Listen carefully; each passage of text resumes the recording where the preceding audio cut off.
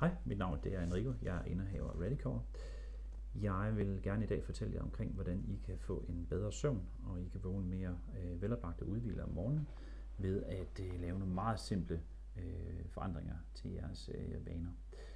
Det drejer sig om den her, vores mobiltelefon, som 60% af danskerne har til at ligge på sengebordet, og jeg får faktisk 40% til at ligge mere eller mindre inden for en halv meter fra sengen, det vil sige også i sengen. Det er en dårlig vane efterhånden, og den er snedet sig ind, fordi vi bruger det som vækkeur, og vi bruger det også til lige at se, hvad der er kommet på Facebook eller andre steder, lige inden vi skal sove, og det først, når vi står op. Problemet er bare, at det forstyrrer vores søvn, og det vil vi godt prøve at vise, hvad vi kan gøre.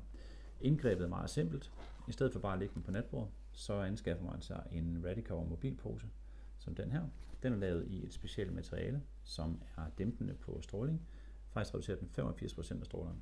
Når vi lægger den hernede i, så kan vi lægge den over på natbordet, og er vi bare en halv meter væk fra telefonen, jamen så har vi faktisk ikke mere stråling tilbage, vi kan måle her.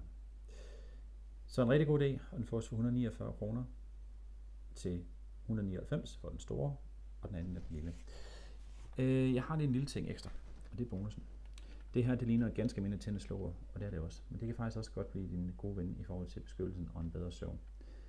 Vi har gjort det, at vi har sat den her på vores router, således at den ikke stråler om natten, når nu vi sover. Vi har den kun tændt, når nu vi skal bruge den. Så vores wifi og mange andres, det er simpelthen slukket om natten, og det gør, at din søvn kan blive meget bedre og meget mere dyb, og at du kunne vågne mere veloplagt og fyldt med energi dagen efter. Så prøv det. Mobilposen, det er et must, hvis du skal have den i soveværelset, ellers er det ude af soveværelset. Og det samme med tænd- og slukkehovedet. Det er en lille investering for at kunne få en bedre søvn. Fortsat god dag og god fornøjelse med det.